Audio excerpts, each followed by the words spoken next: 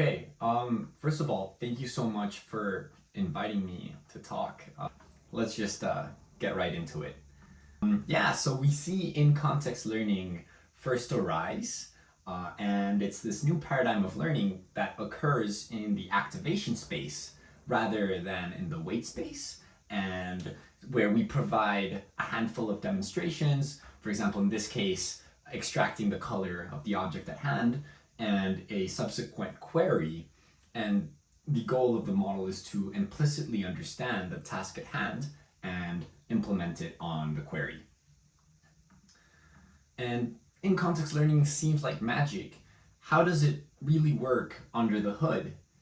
And the initial hypothesis that we and other people have is that implicitly what the model first does is try to determine what the task actually is. So look at the demonstrations and implicitly extract some sort of representation of the task at hand, in this case predicting the color, and then subsequently applying this task to the query and producing the output. And so what's the general idea of task vectors? First of all, it's can we find this compact representation somewhere inside the activation space of the model? And two, can we use it to sort of induce task implementation without the in-context demonstrations? Can we almost sort of cache that computation and get away with not having to include demonstrations?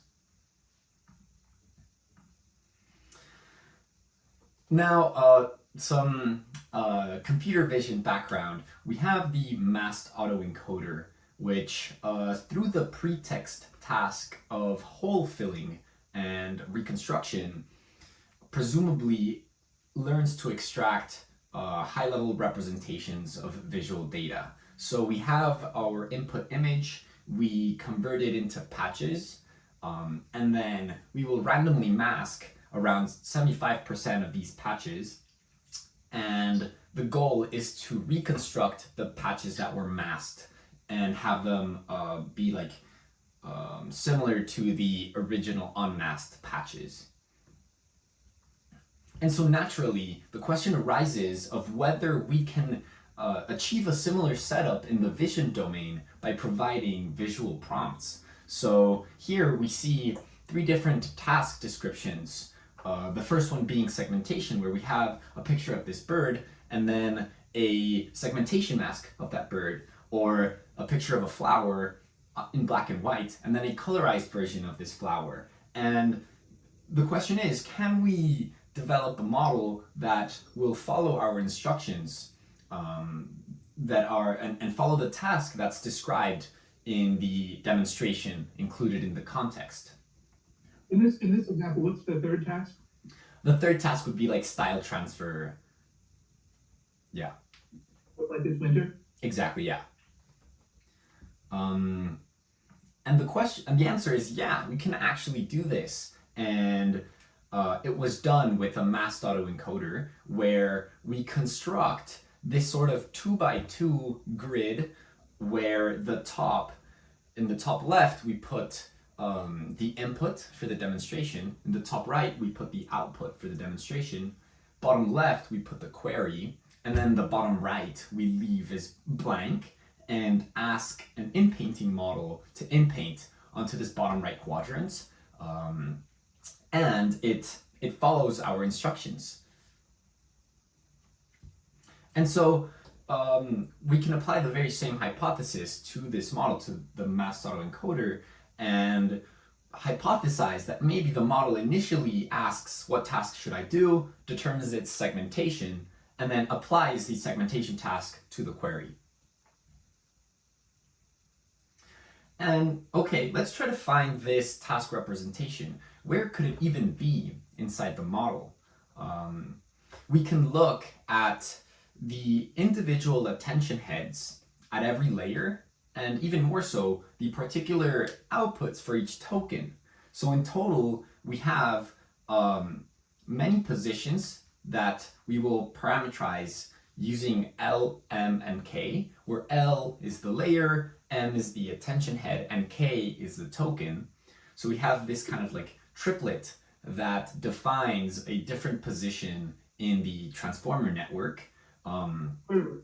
So I know you're about to get into the method, but can I back you up here for the previous slide? Of course. So this previous work here, and if you actually go back even one more. I've been away from vision for so long. So bar 2022, how well does this work? So you're saying you have the model, it's just trained exactly like, so this is exactly the mass autoencoder that he 2022 suggested, right? What did Bard change the model? There's one subtle difference in that instead of doing receiving as input and outputting in the pixel space, it uses a vocabulary of visual tokens using VQGAN. So it has kind of like a vocabulary of 1024 visual tokens. And this is important because when you're using pixels and maybe some sort of mean squared error reconstruction loss, mean squared error is a unimodal or assumes a unimodal distribution. So for example, in the case of colorization, everything sort of looks gray because if you predict gray, you kind of fall in between like the reds and the blues. So by kind of modeling in the pixel space, it's difficult to represent multimodal distributions. So instead we use a vocabulary of visual tokens and cross entropy loss to get away from this. So that's like the particular like adaptation given So to they this. use token prediction, token vocabulary of visual patches. It's sort of that's sort of the shorthand way of saying what you're saying, right? And so your auto actually doing token prediction for every patch, and you have, and then on the input side you have like a mask token or something that you provide saying we don't know what this patch is, and then the output side, its job is to fill in a predicted token for every one of the masks. Yeah, exactly so, yeah. And there's like a subtle detail where we don't include the mask tokens in the encoder, we only add them after the encoder. So if we see here, these little like gray tokens represent the mask tokens. So first, we send in the unmasked tokens to the encoder, and afterwards we will kind of insert the masked tokens in their respective positions and then send it to the decoder. So the encoder is it global or is it per token? It is global. I see. And so the encoder would have had to see something where the mask tokens were. What do you put there? So you don't put anything there. The encoder just receives like the unmasked tokens with the appropriate positional embeddings to where they reside spatially on the image. Yeah. Transformer. There's just nothing. You just pretend that there's nothing to pay attention to. That the attention heads sort of don't get to see those tokens. Yeah. That makes sense. And then, so my real question was, like, how well does it work? So in bar 2022, you showed that it can do segmentation. Like, what other types of tasks can it do? Yeah. So it will do segmentation like reasonably. We also perform patching in the mask tokens, so like the gray ones. And it actually turned out to be like important to search across not only like the tokens that appear as blue in this diagram, but also the ones that appear gray. Like the ones that have the input visual content and also the ones that are the mask tokens that are to be filled by the decoder. All right, cool. And just a follow-up, do you have like a sense of how many appear in the query tokens versus the masked tokens? Yeah, so the input image gets broken up into 14 by 14 patches. So across like the vertical and horizontal dimensions, it's like 14 and 14 patches. So each quadrant is 7 by 7 patches. In the one-shot scheme where we have the, so the goal is like, okay, how can we find this like ideal list of triplets, which essentially represents where we're patching in, and like how we actually patch in is we essentially cache the outputs or replace the outputs of that particular attention head designated to that particular token with the mean activations that are like computed previously. So how can we actually find those optimal positions? And this is essentially just a binary decision of whether you patch in or not in that particular position. So we can model each position as a Bernoulli variable and find the optimal parametrization that will give us like the best performance. So if we look at every position alpha sub I, where I is like this triplet and J is the particular task at hand, we model it as like a Bernoulli variable. And if when we sample from that distribution, we get a value of 1, then we actually replace that activation with the mean pre-computed task-specific activation. And the true question is, how can you find the thetas that will give you the best performance, or the optimal thetas? And we can actually use the reinforce algorithm from policy gradients to get the optimal thetas. And in all honesty, I've had a lot of help, mentorship on this part, but as I view it, you're kind of latching on to the gradient of the log probability that you of the variable that you sampled, or the value that you get from the Bernoulli distribution, to be able to update your theta parameters. So essentially, by following this this gradient, which is like the expected loss if I'm sampling from this Bernoulli distribution and patching into these positions, we can approximate that expectation by doing Monte Carlo sampling. So we'll just sample many times and intervene in the positions that those samples see which ones perform better, and use this to update the parameters themselves.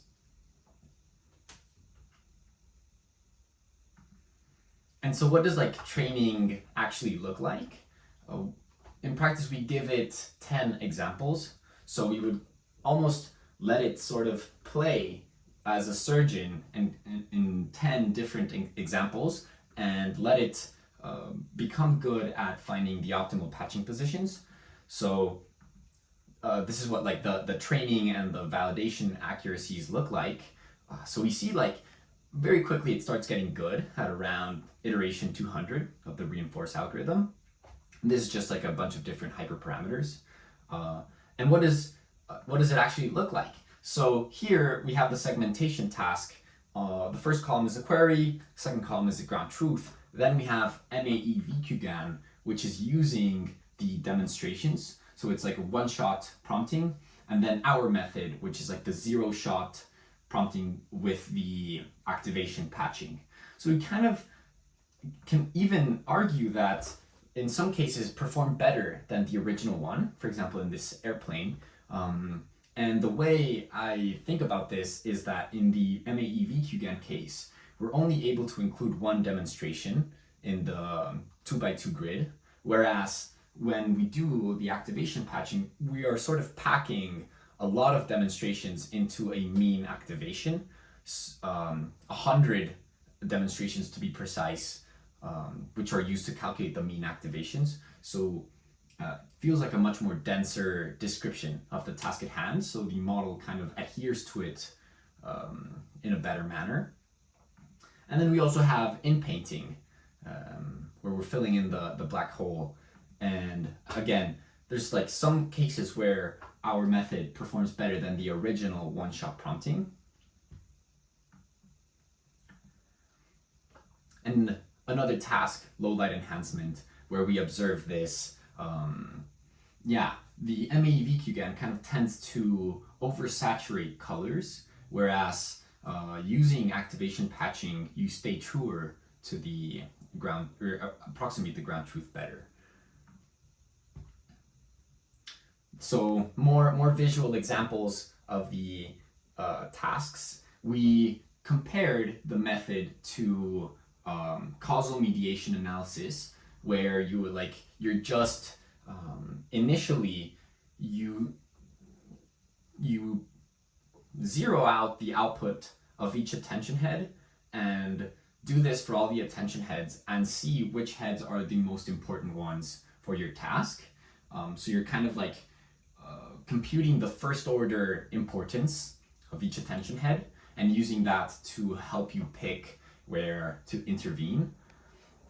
And I believe that the benefit of using the reinforce algorithm to actually select the patching positions is that you get to explore higher order relationships between the heads themselves. So if there's some sort of mechanism inside of the model that needs 2 or more heads to emerge, by using the reinforce algorithm, we will be kind of searching through many different configurations of patching positions, whereas in causal mediation analysis, you're only zeroing out a single head at a time. And then we also have this greedy random search method where we tried to kind of reverse engineer what was going on and devise a simple algorithm, but didn't have crazy success there. And then some numbers, of course, showing that this patching method actually performs better than the original one-shot model, and comparing it to a bunch of baselines. And yeah, that's thank you so much for your time. Do you guys have any questions? I also have more pictures to show if we have time. Nice. That's great. Yeah, questions. Yeah, I have a few questions. Well, first, what is the actual interventions do you do? Like first, the objective of the training is to identify the LMK, right? The layer, the head, and the tokens. Is that correct? Yes. Okay. Or a set of LMK, is that right? Yeah, set of LMKs. Yeah. And then, what do you do? What is the actual interventions do you do? Yeah. So let's say we, using reinforce, find the optimal set of LMK interventions or positions where we would like to intervene. At test time, we can just sample once again from this Bernoulli distribution and get oh, okay, we're gonna patch into these positions. And during the forward pass, we'll just grab our mean activations and replace the mean activations in those positions that were selected. For a task, you have a set of LMKs that you have identified during your training process, and during inference time, you just patch the mean activations from those LMKs and let it go through. Yeah. And you're replacing so every LMK has one attention head output, and so you're replacing that attention head output. Is that right? Correct. Well, you're not adding or something like that. Correct. And but more questions from people. I have my questions, but The second question I have is that I actually did not understand the training procedure completely. So first, you identify. Can you go back to the training slides? Of course.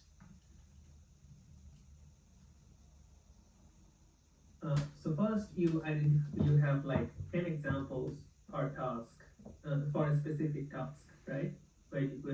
For the task you are interested in finding the LMKs for, and then what do you do there?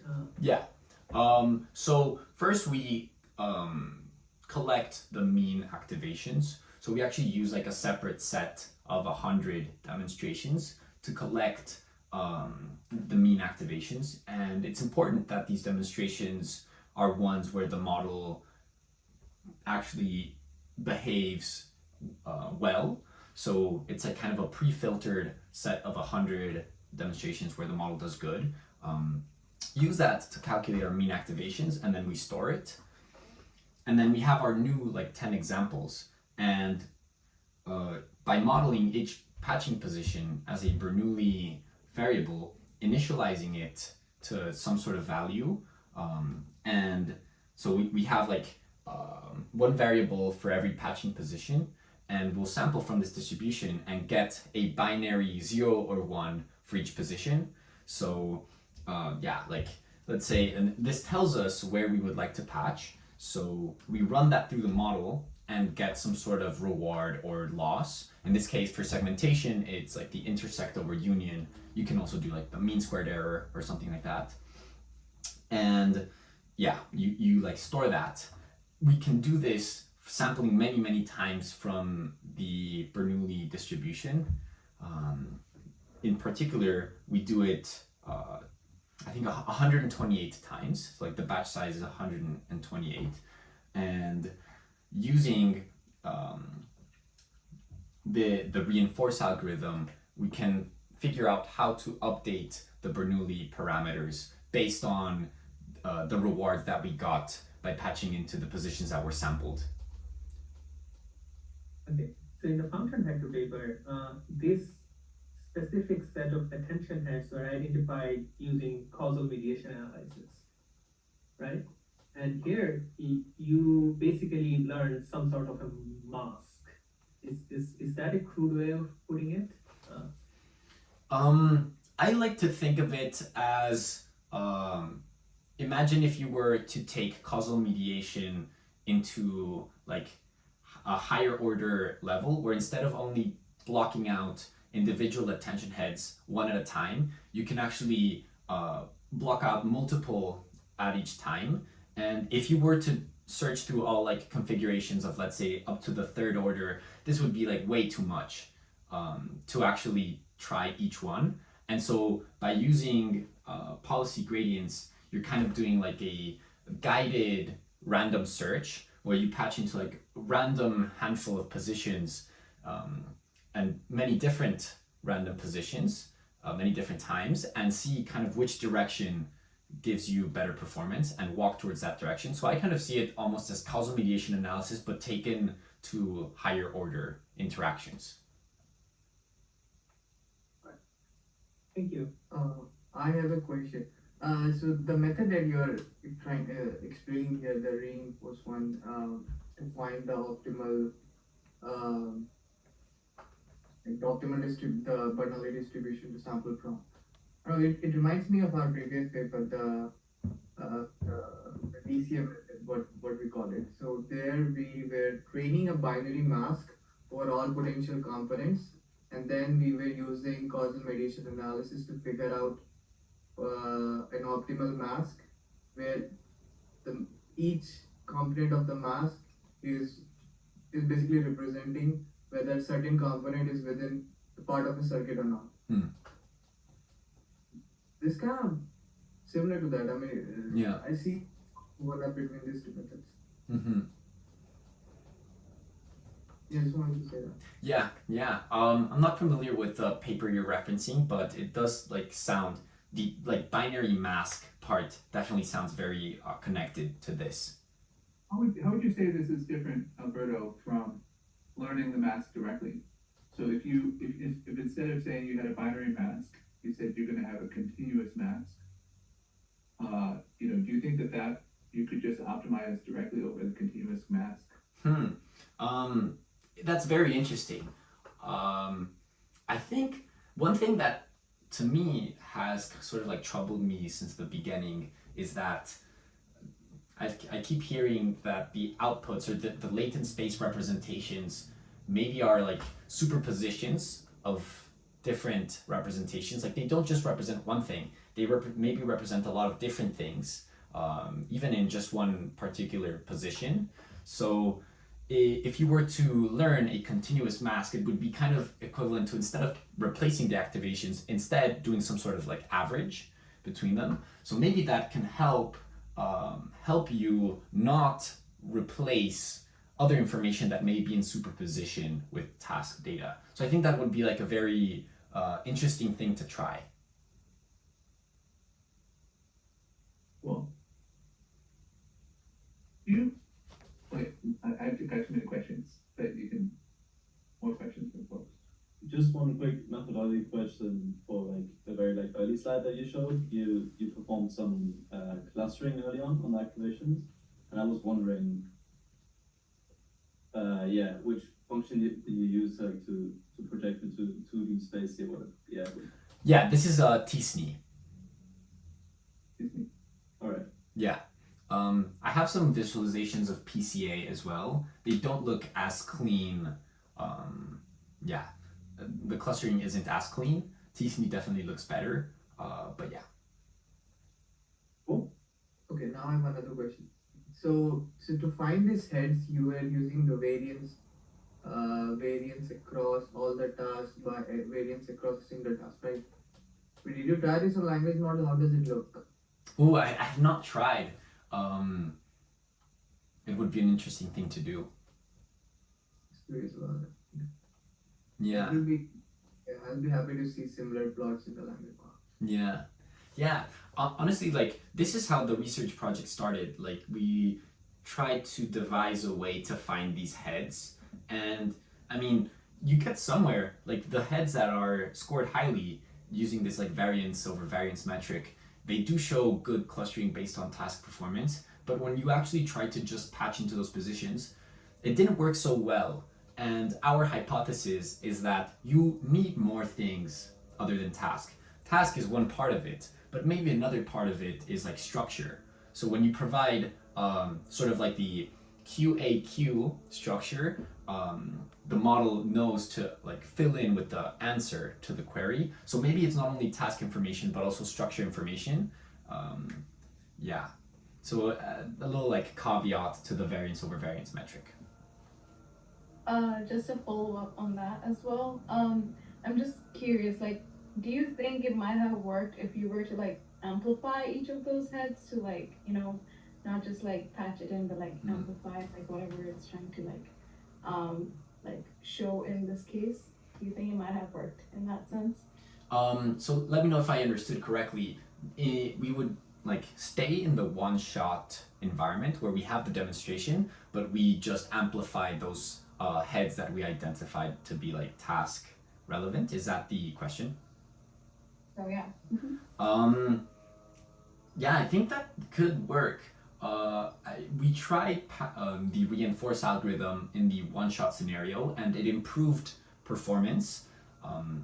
One thing that stands out to me is when you are in the one-shot scenario, you have all the tokens that correspond to the top half of the image. So you have way more places to actually intervene, maybe even like 2 times as many places to intervene. So I think it does help. The impacts of interventions are even clearer when you have more tokens to intervene onto. So I think it would definitely work. This is a nice visualization of the attention heads by your initial metric that you had. But for your final reinforced algorithm, when it picked a set of attention heads and positions, do you have any visualizations of what it found in the end for a task? Yeah. Let me jump over there. This is a visualization that is maybe easier to understand, where on the left this is an example where we just grouped by attention head itself. On the left, we see the parameters that the reinforce algorithm converged to. And on the right, we see like this variance over variance metric that we initially used to like motivate the project.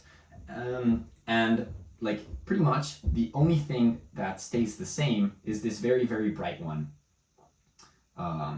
which is this position here.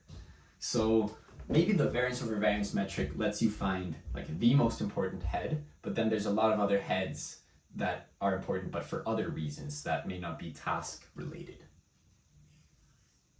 Cool. Thank you, Alberto. I really appreciate it. No, of course. Thank you for having me.